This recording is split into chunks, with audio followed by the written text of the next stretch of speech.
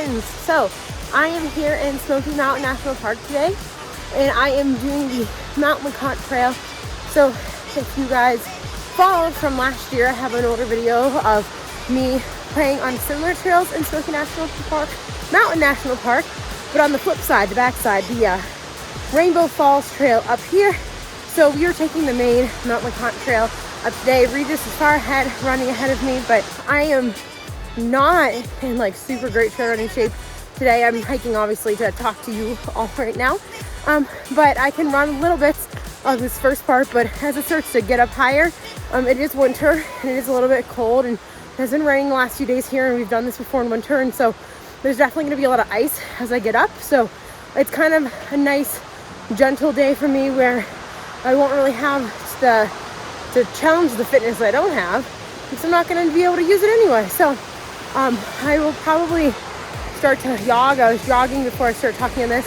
A little bit of flat, dry parts, but then it's a pretty steep climbing. So even though it's not a running day, when I'm in peak shape, I can actually run up this mountain, which is crazy. I would like to get back to that, but it's still a pretty steep hike, and it's pretty intense with a lot of fast building and vert climbing. So it's going to be a fun day, and it's gray and as beautiful as the Appalachians area can be in the winter. So let's do it.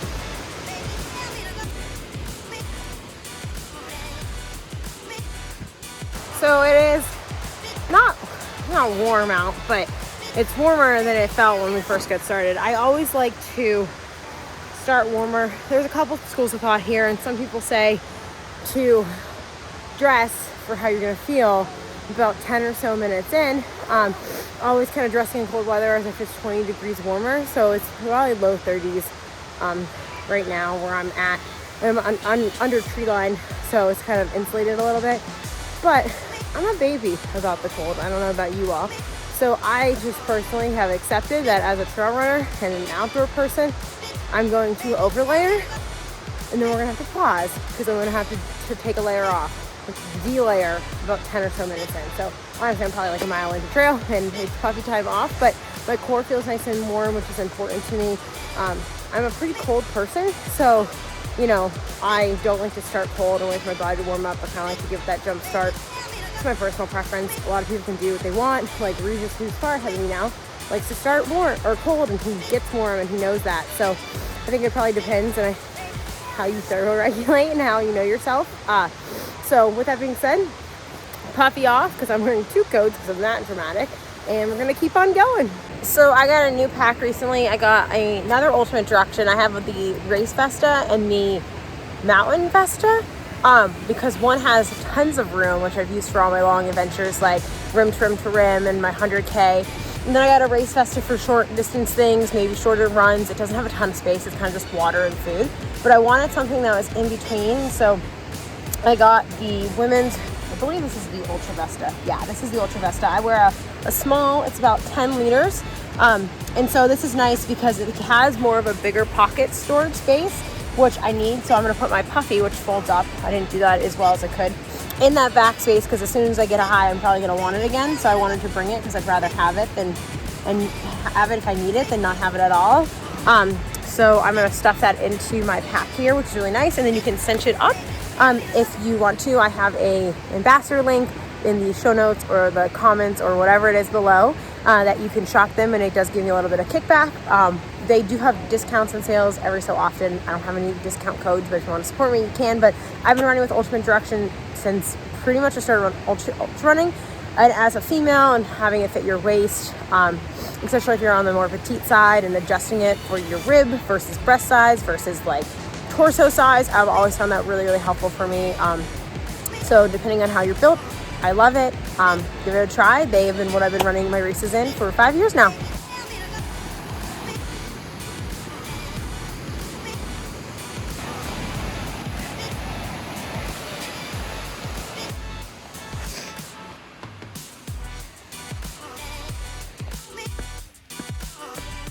You know, if you've ever followed me or heard me yap about training for running and trail races and hiking and outdoors, you've definitely heard me yap about doing your damn step-ups.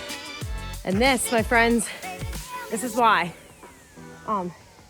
Hill inclines are pretty big on the East Coast because we don't believe in switchbacks.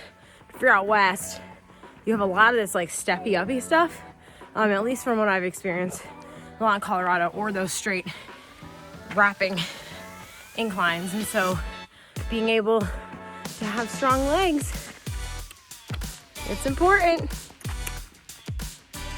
Okay, look how cool. We drove through that coming in this morning, and that's just fog and clouds sitting there in the valley.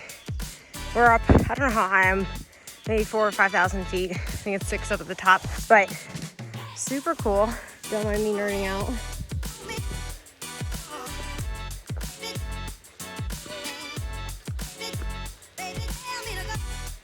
It's not super icy here, just wet.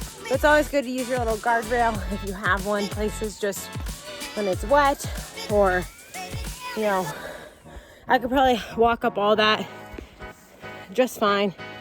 Honestly, I've walked up stuff like that without it, but if it's there, I'm gonna use it because, you know, with my clumsy luck, you never know. But if you're doing anything like this, being safe on trail, it's always better to be safe than regret it, especially if you're not as experienced, you're a little unsure, or maybe you feel a little more unstable in your feet and your ankles and stuff like that. So I've been known to have my ankles roll beneath me, and so we always just use that extra layer of precaution because we are smart outdoors enthusiasts, my friends.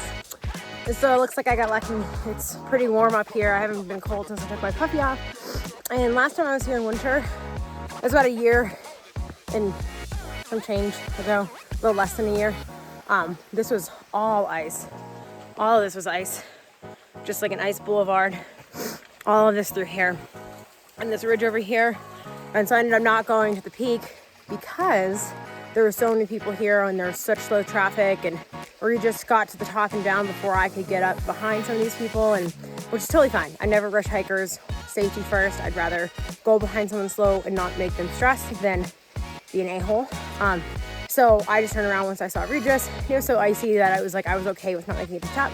But I really did want to make it to the top today, and so we're getting pretty close. But we have these little rocky rain ridge things, and they have lots of the side guards here. So if you ever do this hike, this is kind of a glimpse into what you're getting into. But I'm really glad it's not icy because it's warmer than I thought. It's actually pretty enjoyable out today. So, you know, we think winter in this region is blah, but there's no reason you can't get outside for a full stoked day. So let's do it.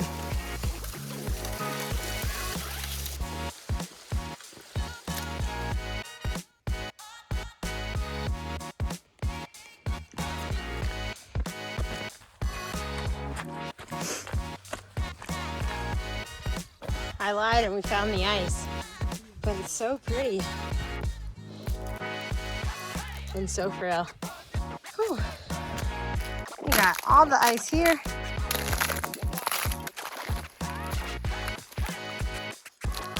So a bird scared me.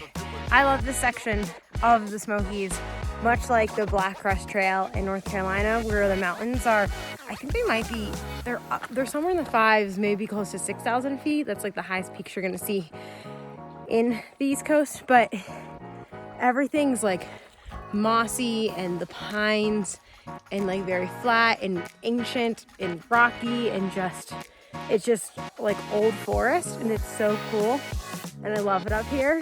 I'm about to go to the top and then I'll head back down, but you can go, if you do come to Smoky Mountain National Park, you can keep going past this, and this connects to something called the Boulevard Trail that takes you over towards Newfound Gap. You can do runs that connect all these sections together. You go that way, you get Rainbow Falls, all them caves, what I came up with. There's all these interconnecting trails here that are really cool. So if you're doing longer runs, which I've done about 18 or 20 miles in here before, you can kind of keep going, string a bunch of trails together, or this is a really, really nice little 10-mile out and back. When I'm in really good shape, which I'm not right now, and today I was kind of taking my time enjoying it, obviously I'm talking to you, I can get up from the base of this to the top in about an hour and 33 minutes, I think is the fastest, which is crazy to think today about how it's just running. You're literally slow running up the whole time, but that's cool to think back to. But it can be a nice little 10-mile hike. It is a little bit more moderate to advanced depending on how you want to look at it, because there's a lot of rock and there's like ridges and a little bit of loose footing, but for the most part I feel like it's pretty accessible as long as you can do 10 miles. And so if you come to Smoky Mountain National Park, I highly recommend doing this trail. And the summit! It's always so windy up here, especially when it's cold out, but man, I love this mountain so much. It's just such a good freaking mountain. Oh, it's so beautiful. It's actually not as bad up here as I was anticipating it to be, which is nice. It's actually kind of a beautiful day. Very, very foggy. I'll show you guys a clip of that here in a second, and a little bit of low sunlight over there. You can't really tell because I'm using my phone today. I love it out here. God, I love this. This is just one of my favorite trail run hikes in the whole East Coast. I love this one so much. It's so beautiful up here. The Smokies are just, man, nothing like them.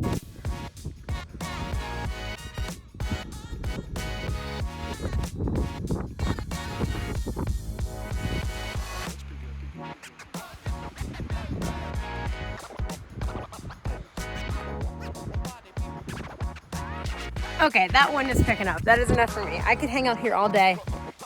It's so beautiful, but it's getting a little chilly with that fog. It's just so cool. I cannot get over it today. I've never seen that like that up here. Okay, back down.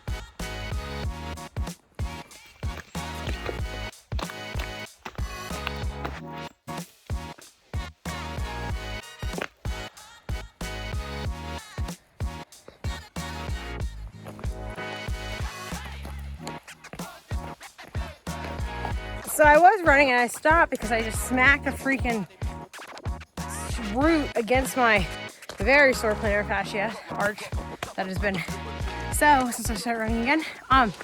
But I'm out here and I'm running, and this guy, and I assume his son, come up behind me and they start talking to me like, oh, did you run up? Did you run down? I tried to train an ultra once. You know, it didn't happen, whatever, blah, blah, blah. And the older of the two says, yeah, I'm like in my 40s, so I feel like that's a young man's sport.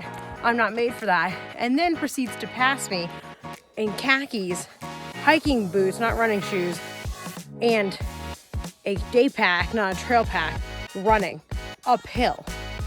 So if that isn't a humbling getting back into shape reminder, but also I kind of want to tell him that he might be made for this. Kind of impressive, not gonna lie. All right, carry on.